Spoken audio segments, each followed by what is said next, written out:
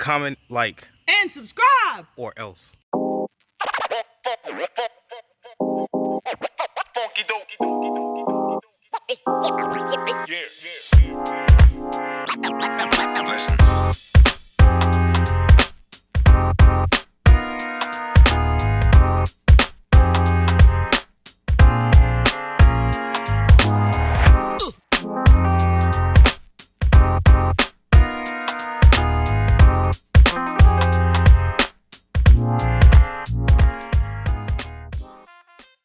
All right, Wizard Vibe here, and today we have the lovely Miss Rita Neal Esquire. Hello, Miss Neal. Hello. How you doing today? I'm good. I'm relaxing. We are happy to have you on the channel. I know this has been a long time coming, and you've been very excited to share your experiences and advice dealing with grad school and beyond, and we appreciate that. Good. Glad to be here. Yeah. So let's just start with something real easy. So how was undergrad? How was life leading up to going to grad school? So, undergrad was fun for me. It was what a time to be alive. I went to Greensboro and studied at UNCG, aka A&T West. Yeah. I was a poli-sci major in Spanish, so I did dual degree. And my Spanish was going to be a minor, but I had took so many courses, and I was able to study abroad that it ended up I just got a double major, so political science and Spanish with a pre-law concentration. How was classes in undergrad? Were they easy for you? Did you have to study a lot? You know, how was undergrad life? So for me, I didn't really study in undergrad, and that's why grad school was humbling because I had to start studying in grad school. In undergrad, it was kind of like you go to class, and with political science in particular, most of our classwork and stuff dealt with current events. So I did have to be up on, like, I remember Brexit was a big topic. Um, we always talked about like the political campaigns and whatnot and how that was going. But for the most part, my studying was just being up to date on like current events in the US and in the world. But no, I really did not study in undergrad. Does that mean you had more of a social life in undergrad? I did. I had a real lit social life in undergrad, I would say. But it was balanced, you know. I worked on campus as well. I worked at the speaking center, and that is for mostly communication majors. But if you go to UNCG, you have to take Communications 101 as a general ed. So I had to go to the speaking center, and then they liked me, and I didn't know they had like a little type referral service. So if your consultant liked you, they would check on the back of the paper like, hey, I think this person should work here. And then from there, they reached out to me, and then I did work as a consultant. So like you can make an appointment, and I might be the one who you practice your speech in front of, dissertation, whatever it was. I would sit and watch you present, and then just write back and give feedback. And sometimes we would record and just go over it. So it was fun working there and just going to class, but then the parties and whatnot too. That's dope. Okay, so undergrad was pretty cool. You had a good time. How was the process of getting? Well, let me back up. When did you know you wanted to go to grad school? Was that something that you already had figured out in high school? Did you figure it out while you were in undergrad, or was it kind of a last minute thing your senior year? So I had figured out in law school, I mean, not in law school, sorry, in high school, that I wanted to be a lawyer. So I'd already looked up, like, what do I need to do to be a lawyer? And boom, had to go to law school.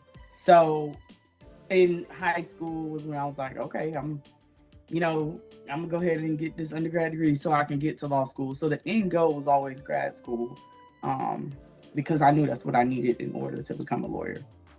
What's that process like? I know it, when we talked, you were surprised at how different it was from the healthcare field. So tell us a little bit about your process. Yeah, law school process is a whole lot easier because y'all got a whole bunch of hoops and shebangs and all that. None of that for My me. my favorite thing. Please talk about the timeline from the time you submitted your app. Let's back up. So you had to take the LSAT, right?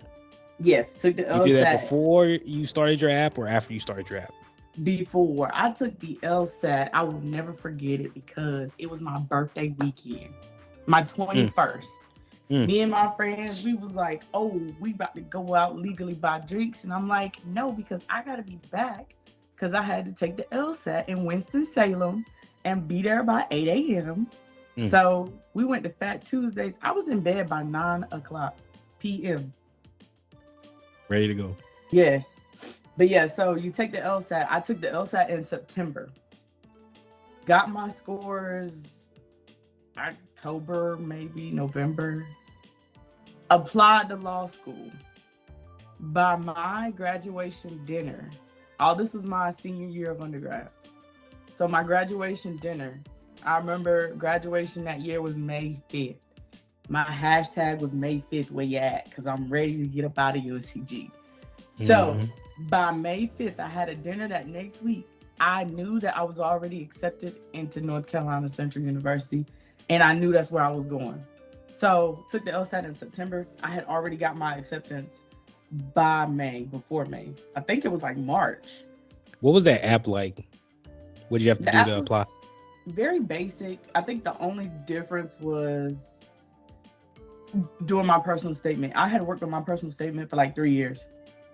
And yeah, I started it in undergrad, like, because if you know I mean, me, that's smart. yeah, Those I try statements to are hard. be prepared. So when I spoke with other lawyers and stuff, they're like, yeah, the main thing for your application is a personal statement. And I'm like, ooh, what do I say in a personal statement? How do I do it? So I had it looked completely different from when I started, the one that I submitted. But I started bare bones and letting other people read it as I progressed in my like college career and then friends, and then I had an attorney look at it. And I was just taking everybody's feedback and stuff that I liked, I kept. Stuff that I didn't like, I threw out. And so, yeah, I ended up working on starting that like my sophomore year. And then I finally, of course, submitted and whatnot senior year. So yeah, so for the law school application, it's literally just like the basic, you know, where'd you live, school, grades, blah blah blah. The only additional thing was the personal statement.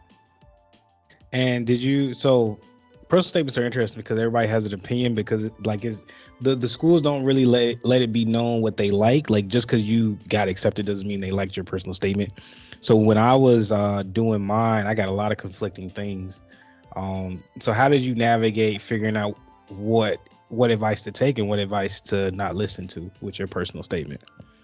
So the number one thing for me is I'm like Kanye, if you're not more successful than me, I'm not I'll take it with a grain of salt. So for me, the most important advice, or the ones that I kept, were lawyers, law professors. So for first and foremost, I took their occupation into consideration. If they were a lawyer, law professor, then I kind of was like, okay, let me, pay more attention and tweak more of what they say. If it was like an English major, or like we had a writing center that was connected to the speaking center, um, I would take more of their advice on grammar and like formatting, but I wouldn't necessarily change the message. It was just more so, is it written correctly?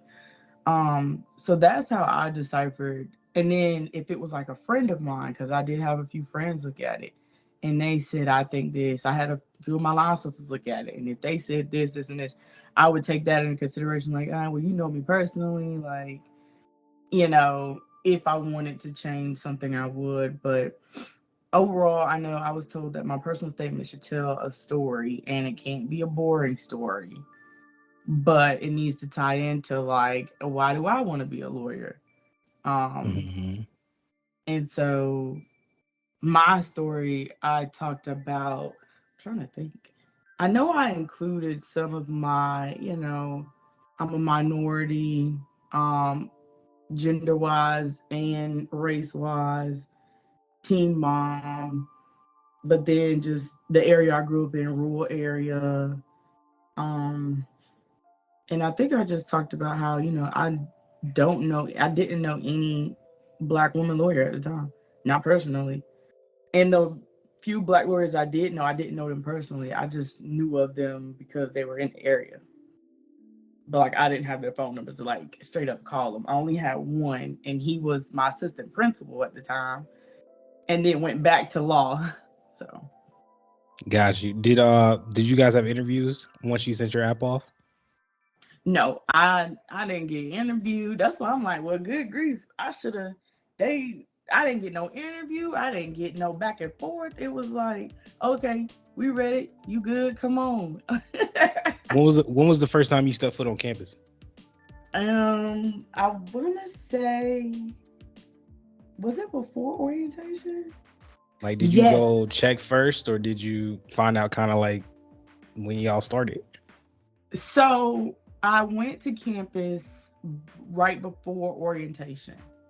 So here's a little secret too. I only applied to one law school, and I know that's risque, but I just knew I was gonna get in. Hey, that's a blessing. That's a blessing to be able to do that. Yeah, so I only applied to one law school, so it was either I get in or I don't. I go to law school or I don't.